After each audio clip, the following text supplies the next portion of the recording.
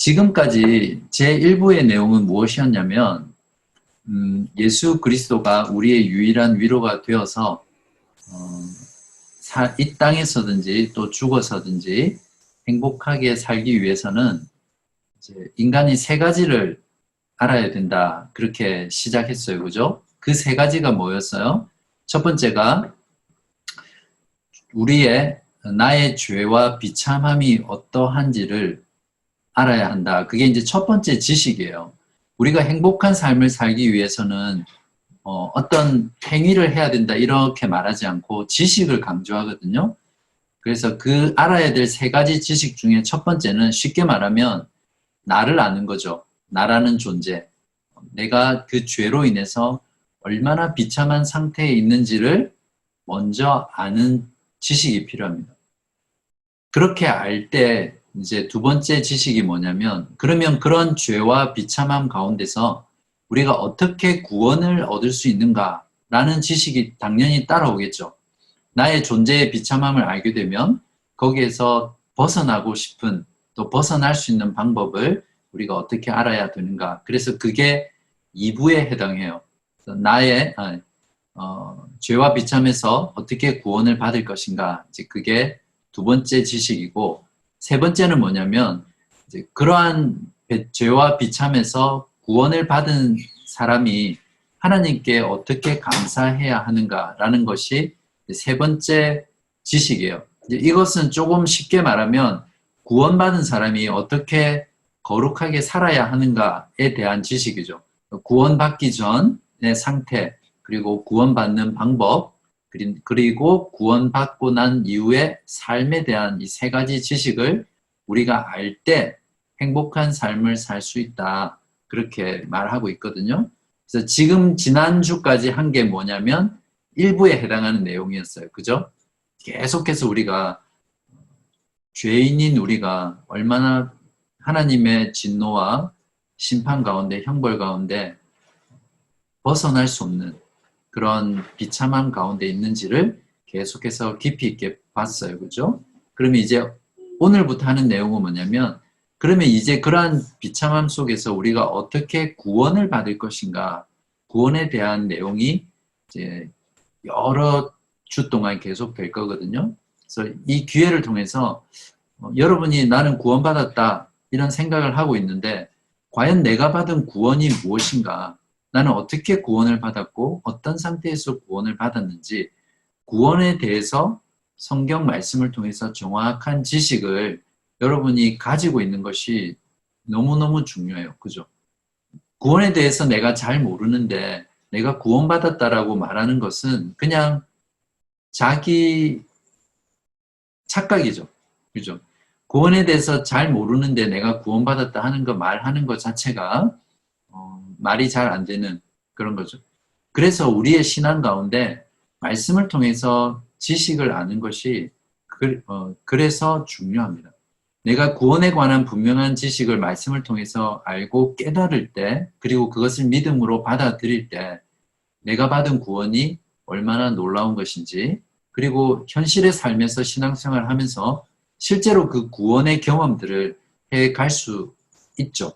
네, 그래서 앞으로 상당히 긴 시간 동안 우리가 받은 구원이 무엇인가 그리고 구원을 받기 위해서는 우리는 무엇을 해야 하는가에 대한 지식 그 말씀을 계속해서 살펴보도록 하겠습니다.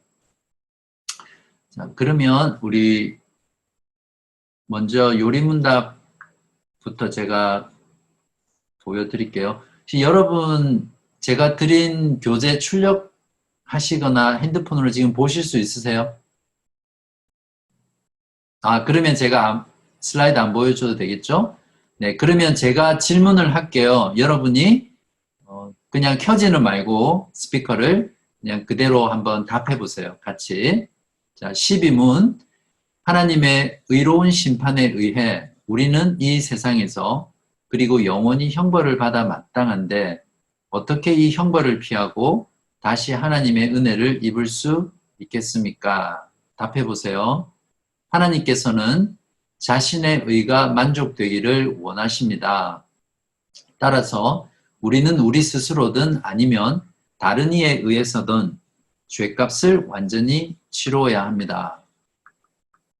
자, 여기서 질문이 무엇이냐면 우리가 이런 죄와 비참한 가운데 있잖아요. 그죠? 그래서 하나님의 의로운 심판을 받을 수밖에 없어요. 하나님의 의로운 심판이라는 것은 무엇이냐면 우리가 지은 죄에 대한 죄값대로 하나님이 형벌을 내리신다는 것이죠. 그런데 그 형벌을 우리가 받게 되면 영원한 멸망 가운데 들어가잖아요. 그러면 여러분 정말 그렇게 되고 싶으세요? 원하지 않죠. 그러면 우리 마음 가운데 당연히 어떤 마음이 드냐면 이러한 우리의 존재됨의 비참을 안다면 어떻게 이 형벌을 피하고 다시 하나님의 은혜를 입고 하나님과 관계를 회복하고 하나님과 교제할 수 있을까라는 것에 대해서 심각하게 고민하게 되겠죠. 그래서 거기에 대한 답이 이제 12문의 답이에요. 먼저 사람이 구원을 받는다라는 말을 우리가 생각을 해봐야 돼요. 구원이라는 것은 상대적인 말이에요. 왜 상대적이라고 말할 수 있어요? 구원이라는 것은 구원을 받아야 될 상태가 전제되어 있는 거잖아요. 그죠? 내가 구원을 받아야 될 상태가 있기 때문에 그러한 상태에서 구원을 받는 것이죠. 어떤 중독, 뭐 알코올 중독이든 마약 중독이든 게임 중독이든 뭐 커피 중독이라는 말은 잘 안 쓰긴 하지만 저도 약간 커피 중독기가 있어요. 커피 중독기가 있는데 무엇이든 그런 사람도 있더라고요. 연애 중독. 그래서 연애를 그냥 하나의 자기의 그 감각적인 만족을 위해서 계속 추구하는 연애만을 뭐 그런 중독도 있다고 하더라고요. 아무튼 그런 중독자를 치료하기 위해서는 제일 먼저 필요한 게 무엇이냐면 그 사람이 내가 중독됐다라는 것을 깨닫고 인정하는 것에서부터 시작한대요. 알코올 중독자가 알코올 치료를 받으려면, 중독 치료를 받으려면 자신이 알코올에 중독됐다는 사실을 깨닫고 나는 치료가 필요한 사람입니다. 나는 알코올 중독자라는 것을 인정하게 될 때 비로소 치료가 가능해요. 그런 것처럼 구원이라는 것은 우리가 지금 구원을 받아야 될 상태에 있다라는 라는 것을 알고 그것을 깨닫게 될 때, 그것을 인정하게 될 때 비로소 구원이 시작된다고 할 수 있죠. 그래서 구원이라는 것은 항상 구원을 받아야 될 상태가 전제되어 있는 상대적인 개념이다. 그렇게 이해를 해야 되고요. 그러면 우리가 구원을 받아야 될 비참한 상태가 무엇이었죠? 원래 하나님께서 인간을 창조하신 하나님의 형상대로 창조하셨던 그 아름다움을 다 잃어버렸죠. 그리고 어떻게 됐어요? 태어날 때부터 엄마의 뱃속에서 그리고 아기로 태어날 때부터 우리 모든 인간은 타락한 본성과 타락한 부패 또 악의 본성을 가지고 이제 태어나게 되고 어떤 그 해결책이 없으면 그러한 죄의 상태에서 죽음을 맞이하고 하나님의 영원한 형벌과 심판을 받는다라는 것이 우리가 구원을 받아야 될 비참한 상태죠. 그래서 제가 여러 번 강조했지만 복음이 복음으로 이해가 되려면 우리가 지금 빠져있는, 처해 있는 상태, 구원받기 전 인간의 그 상태가 얼마나 죄로 인해서 희망이 없고 소망이 없고 절망적인지를 철저히 깨닫고 자각할 때 진정으로 복음을 찾게 되고 복음이 나에게 의미가 있게 돼요. 그래서 우리가 여러 주 동안 죄와 비참에 대해서 했지만 그것을 진지하게 생각해보고 그것이 우리의 현실이라는 것을 깨달아야 된다. 이제 그렇게 제가 강조를 했습니다. 그래서 비참한 상태에서 구원을 받는다는 것은 이제 먼저 죄를 용서받아야겠죠. 우리 안에 있는, 우리가 가지고 있는 그 죄를 용서받고 죄가 없어져야 돼요. 그래서 죄가 없어진다라는 말은 원래 하나님이 인간을 창조하셨을 때 그 형상, 그 아름다움, 그리고 그 조금 어려운 말이긴 한데 그 의를 회복해야 되는 거예요. recover, restore 해야 되는 거예요. 그게 비참한 상태에서 구원을 받는다는 의미고, 또한 우리의 죄로 인한 결과가 있죠. 그게 무엇이었죠? 죄로 인한 모든 형벌들, 또 죄에 대한 책임들이잖아요. 그런 것들에서부터 우리가 면제를 받는 것이 구원을 받는다라는 의미가 되겠어요. 그래서 죄와 죽음으로부터 구원을 받는다라는 것은 이제 우리의 모든 죄가 용서를 받아야 되고, 그래서 깨끗하게 돼야 되고, 그 다음에 무엇이 필요하냐면, 자, 우리의 죄가 용서를 받았어요. 그러면 그 상태 그대로 있으면 어떻게 돼요? 우리는 다시 죄를 짓게 되겠죠. 그 죄의 본성 때문에. 그래서 죄와 죽음으로부터 구원을 받는다라는 의미 속에는 죄를 용서받는 것과 함께 우리의 본성이 새롭게 바뀌어야 돼요. 새로운 본성을 가지게 됨으로써 이제 더 이상 그 죄의 본성으로 지배받지 않는 상태로 변화되어야 한다는 거예요. 그 구원을 받는다는 것은 죄를 용서받는다는 것과 함께 우리의 그 본성 자체가 새롭게 되는 거예요. 그죠? 그것이 구원이 가지고 있는 중요한 내용이에요. 당연히 이게 이제 죄로부터의 구원의 의미고, 죽음으로부터의 구원이라는 것은 이 세상의 모든 인간은 아무리 태어난 듯 해도 결국 죽음을 두려워하지 않는 사람은 없어요. 아무리 장렬하게 전사하고 죽는다 해도 사실은 그 사람 내면 속에는 죽음에 대한 두려움이 있어요. 인간이기 때문에. 그래서 구원을 받는다라는 것은 하나님의 진노와 영원한 심판, 또 영원한 죽음에 대한 그런 두려움과 절망으로부터 구원을 받는다라는 그런 의미가 포함되어 있습니다. 뭐 여기에는 이제 육신적인 죽음이나 영적인 죽음 다 포함하겠죠. 그래서 하이델베르크 요리문답을 작성한 우르시누스라는 사람이 있어요. 제가 설명을 드렸는지 모르겠는데, 자카리아스 우르시누스라는 사람이 하이델베르크 요리문답의 주 저자예요. 메인 오서. 그 사람이 사람의 구원이라는 것을 이렇게 표현했어요. 이건 제가 보여드릴게요.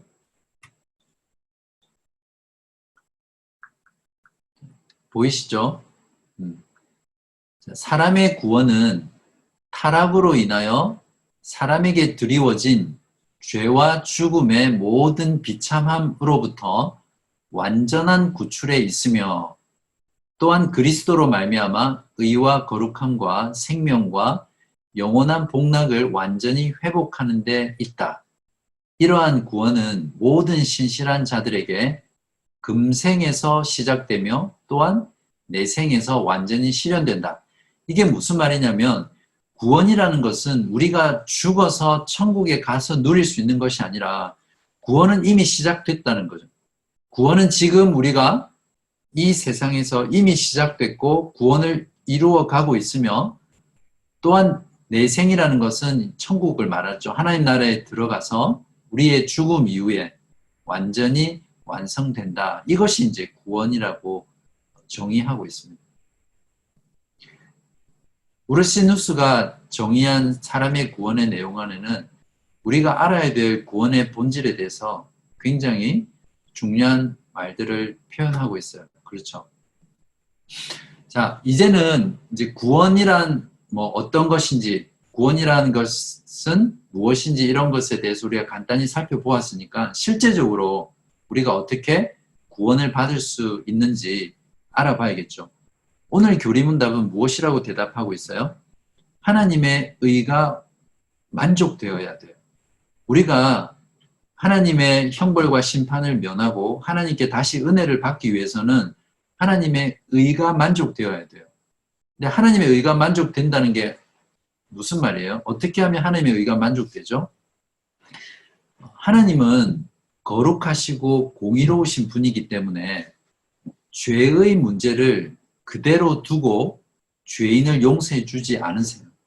죄인을 그대로 받아주시지 않는다는 거죠.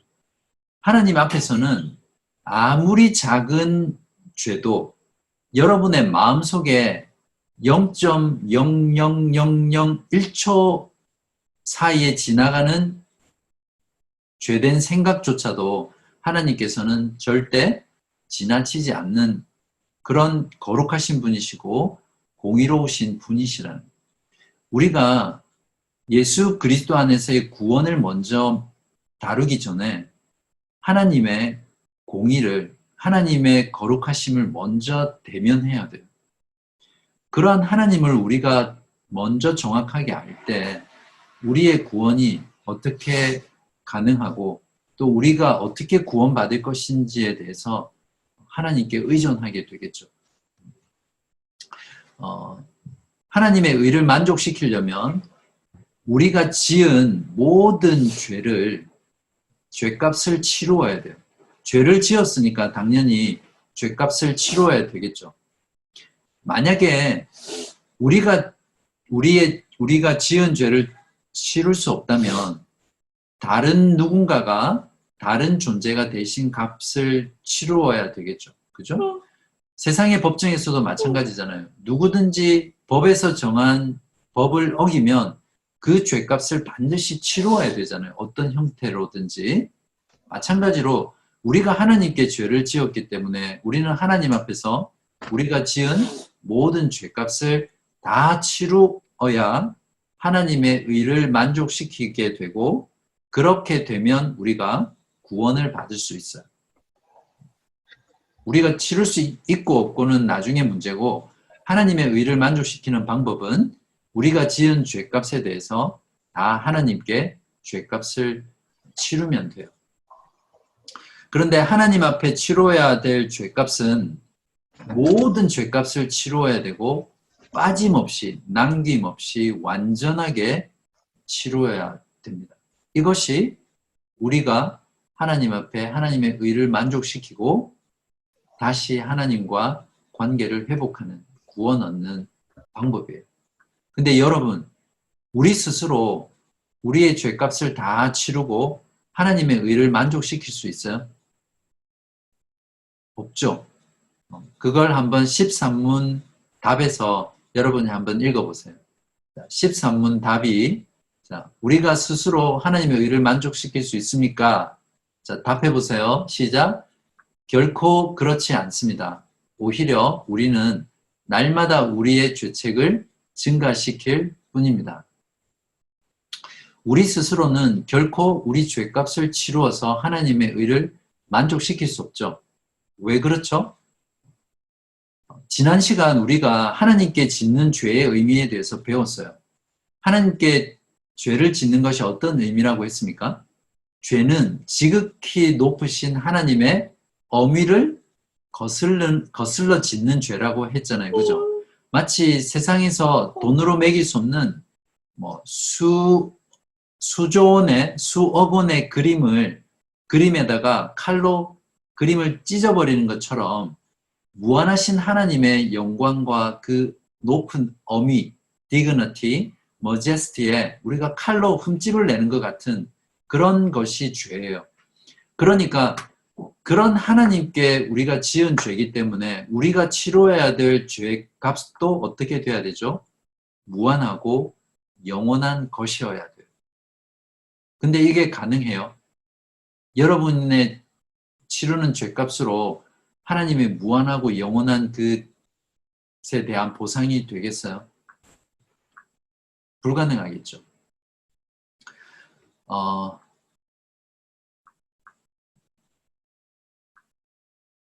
만약에 자, 그러면 이렇게 생각할 수 있겠죠. 우리 목숨을 내놓으면 되잖아요. 우리 목숨을 우리의 죄값으로 내놓으면 우리 하나님의 의를 만족시킨 게 아닌가, 이렇게 생각할 수 있잖아요. 그런데 여러분의 몸값이 얼마라고 생각하세요? 여러분이 죄가 있는 그 상태 그대로 여러분의 목숨값을 내놓는다고 해서 그것이 하나님께 무한한 손상을 가한 그 죄값을 치른 게 아니겠죠. 여러분이 목숨값을 내어놓는다는 것은 말 그대로 사형수가 그 사형에 대한 죄에 대한 대가로 그냥 사형을 당하는 것처럼 우리가 하나님께 지은 그 죄에 대해서 하나님께 형벌을 받아서 영원히 멸망하는 그냥 형벌로서의 우리의 목숨을 내놓는 거죠. 그것은 죄값을 치르는 것이 결코 아니겠죠.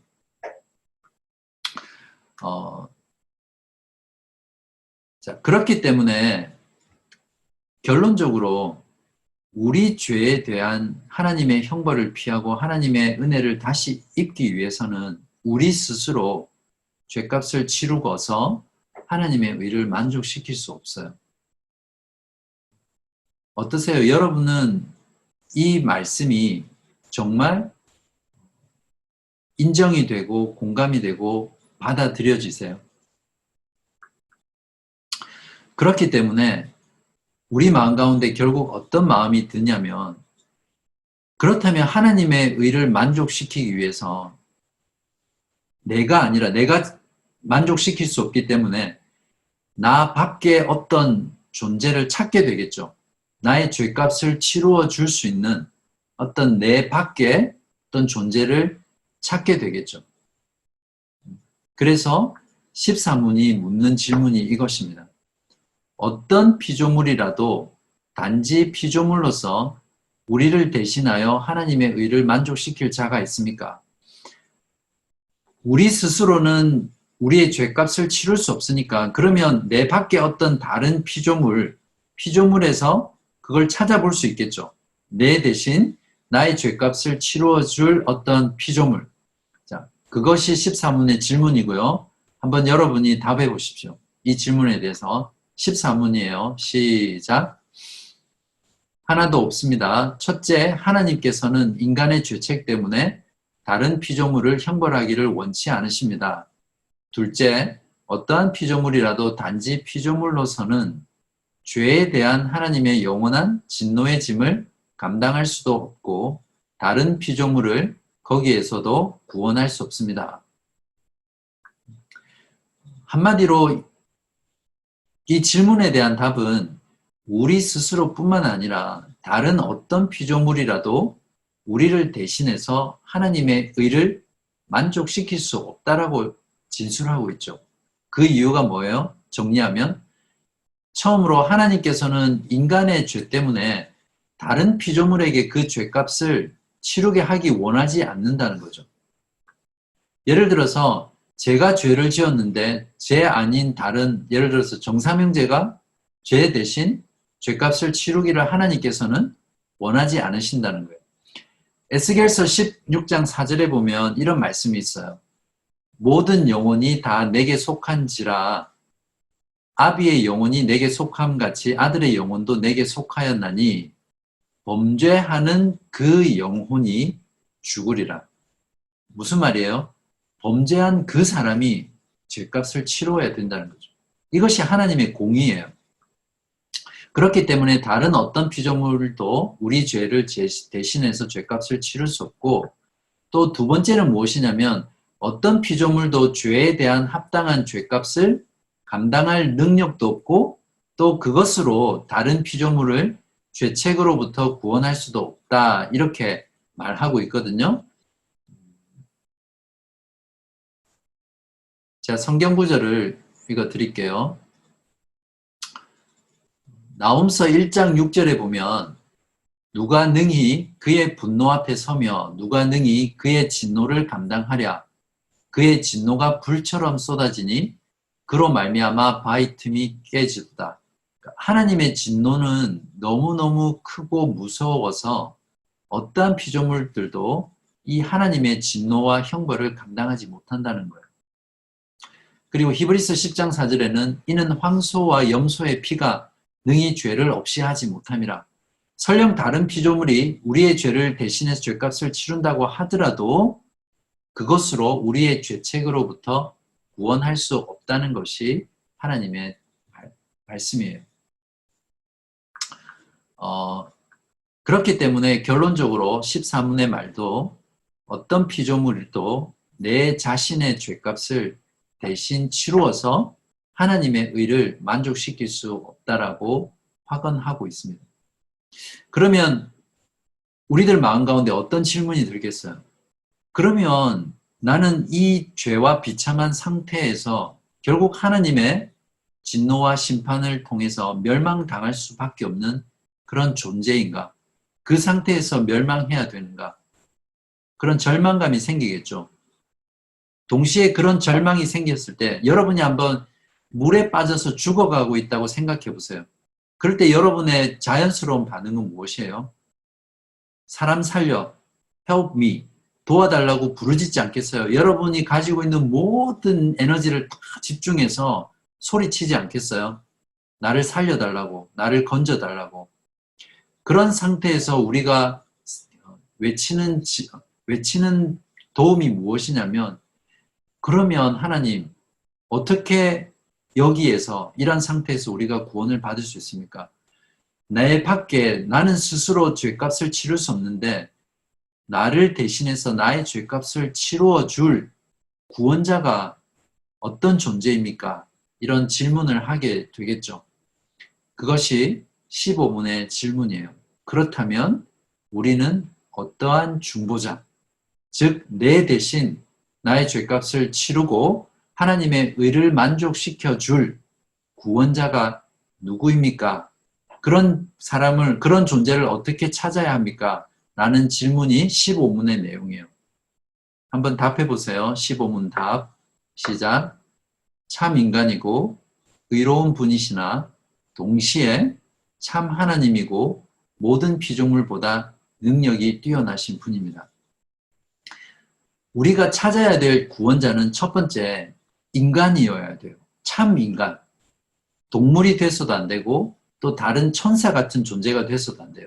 왜냐하면 인간인 우리가 죄를 지었기 때문에 우리 대신 죄값을 치르려면 반드시 참된 인간이어야 돼요. 100% 인간. 동물이나 천사는 하나님의 형상으로 창조된 존재가 아니에요. 그런 오직 인간만이 하나님의 형상을 따라 창조된 존재이기 때문에 인간인 우리가 죄를 지었기 때문에 우리 대신 죄값을 치러야 될 존재는 반드시 참된 인간이어야 돼요. 고린도전서 5장 21절에는 사망이 한 사람으로 말미암았으니 죽은 자의 부활도 한 사람으로 말미암는도다. 사망이 한 사람으로 말미암았기 때문에 우리의 구원자도 이런 한 사람, 즉 참 인간이어야 된다라고 성경은 말합니다. 두 번째로 참 인간이라고 하더라도 죄가 있으면 그 사람은 우리의 죄값을 치를 수 없겠죠.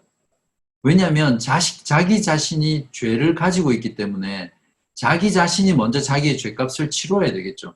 자기의 죄값도 치르지 못하는데 어떻게 다른 사람의 죄값을 치를 수 있겠어요? 그래서 우리의 중보자와 구원자는, 우리의 죄값을 대신 치를 중보자는 참 인간이면서 또한 죄가 없는 의로운 사람이어야 됩니다. 그래서 성경이 이것을 이렇게 잘 말해주고 있죠. 고린도후서 5장 21절에 하나님이 죄를 알지도 못하신 이를 우리를 대신하여 죄로 삼으신 것은 우리로 하여금 그 안에서 하나님의 의가 되게 하려 하심이라. 히브리서 7장 26절에는 이러한 대제사장은 우리에게 합당하니 거룩하고 악이 없고 더러움이 없고 죄인에게서 떠나 계시고 하늘보다 높으시니라. 우리를 대신할 중보자는 참 인간이어야 하고 또 의로운 분이어야 한다는 것을 우리가 분명히 알아야 합니다. 나중에 결론적으로 말하겠지만 지상에서 태어나고 살았던 모든 인간들 가운데서 유일하게 죄 없는 인간, 그 존재 누구예요? 예수 그리스도밖에 없죠. 100% 참 인간이면서 죄가 없는 유일한 존재는 인간 가운데, 지상에서 태어나고 살았던 인간 가운데 단 한 사람밖에 없어요. 바로 예수 그리스도. 그분이시죠. 그래서 예수 그리스도는 참 인간이면서 의로우시기 때문에 우리의 죄값을 치룰 수 있는 자격이 있으신 거죠. 자, 두 번째, 동시에 참 하나님이셔야 돼요. 어떤 한 사람이 의로울 수 있어요. 그죠? 인간들 가운데는 다른 사람을 위해서 대신 죽는 경우가 있어요. 그렇죠? 자기 아기가 집에 불이 났어요.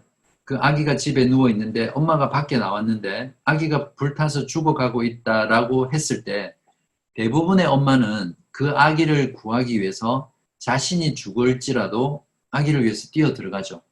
그죠? 그런 의인이 있어요. 또 군대에서도 보면 여러분 많이 들어보셨겠지만 수류탄이 부대 안에 떨어졌을 때 그게 터지면 많은 병사들이 죽잖아요. 그럴 때 뭐 지휘관이나 또 병사 중에 한 명이 자기 몸으로 그 수류탄을 덮어서 자기가 희생하고 나머지 사람들을 살리는 그런 경우들은 어떤 면에서 있어요. 가끔씩 인간 세상 가운데도.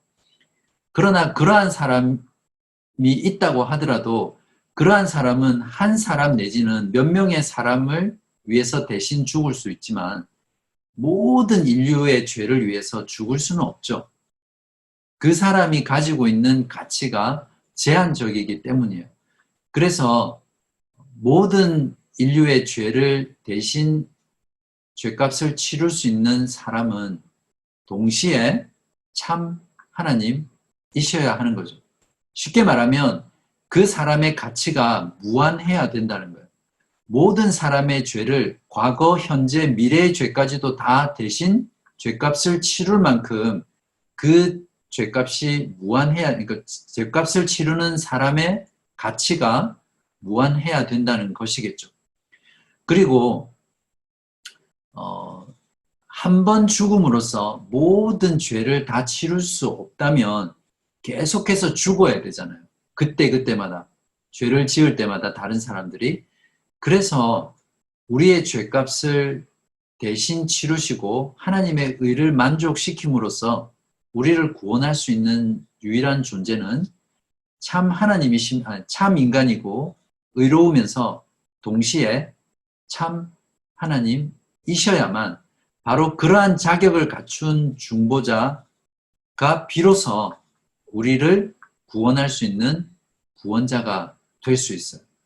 이 두 가지 조건을 완벽하게 만족시키지 못하는 어떠한 존재도 우리의 참된 구원자가 될 수 없어요. 그러니까 우리가 찾아야 될 구원자는 누구예요? 참 인간이면서 의로우면서 동시에 하나님이신 예수 그리스도를 우리가 찾아야 되는 것이죠. 하나님께서 이제 이러한 부분은 나중에 구체적으로 다루겠지만 참 인간이면서 의로우시고 참 하나님이시기 위해서 하나님께서 어떤 방법을 택하셨어요? 남자와 여자의 부부 관계를 통해서, 섹스를 통해서 잉태되는 것이 아니라 하나님의 능력인 성령의 능력으로 성령으로 잉태되셔서 인간 마리아의 태중에서 자람으로써 인간의 살과 피와 뼈를 그대로 받으시는, 즉 예수님의 그 탄생을 통해서 100% 하나님이시면서 100% 인간임을 만족시킬 수 있도록 하나님께서 그러한 특별한 역사로 이루신 게 바로 예수님의 성육신, 인카네이션의 사건이에요. 그렇기 때문에 예수 그리스도 그분만이 우리의 참된 구원이 될 수 있습니다. 결론적으로 이것을 성경 말씀이 이렇게 말합니다. 이사야서 9장 6절이 한 아기가 우리에게 낳고 한 아들을 우리에게 주신 바 되었는데 그의 어깨에는 정사를 메었고 그의 이름은 기묘자라 모사라 전능하신 하나님이라 영존하시는 아버지라 평강의 왕이라 할 것이니라. 이사야 선지자가 한 아기가 날 것을 예언하는데 이 아기에 대한 호칭이 전부 다 하나님에 대한 호칭이에요. 그죠? 기묘자, 모사라, 전능하신 하나님이라, 영존하시는 아버지라, 평강의 왕이라. 이것을 한 아기에다가 지금 붙이고 있거든요. 즉 태어날 아기인 예수 그리스도가 하나님이시라는 것을 이사야 선지자는 이미 오래전부터 예언하시고 있는 것이에요. 그리고 요한복음 1장 1절에도 예수님에 대해서 말씀하시면서 태초에 말씀이 계시니라, 이 말씀이 하나님과 함께 계셨으니 이 말씀은 곧 하나님이시니라. 즉 말씀이신 예수 그리스도가 하나님이라는 것을 성경이 증거하고 있습니다. 그래서 우리가 믿는 예수 그리스도는 바로 우리의 모든 죄값을 다 치루시고 하나님의 의를 완벽하게 만족시킴으로써 그분을 믿는 우리들이 구원을 받을 수 있는 그런 유일한 구원자, 유일한 통로, 유일한 방법으로서 우리에게 제시되고 있는 것이에요. 그러므로 우리의 당연한 반응은 무엇이에요? 그 예수 그리스도를 믿음으로 받아들일 때 우리가 다시 하나님의 은혜를 입고 구원을 받을 수 있는 유일한 길이 되는 것이에요. 오늘 그룹 모임으로 나눌 때 예수님의 이 참 하나님 되심과 참 인간 되심, 그리고 의로우신 인간이라는 이 사실이 여러분이 지금 믿고 있는 그 믿음에 얼마나 큰 영향을 주고 있고 얼마나 큰 감동을 주고 있고 여러분의 믿음에 얼마나 중요한 역할을 하고 있는지 서로 나눠 보시고 또 그것을 여러분의 삶 가운데 적용하는 그런 시간 되시기를 바랍니다.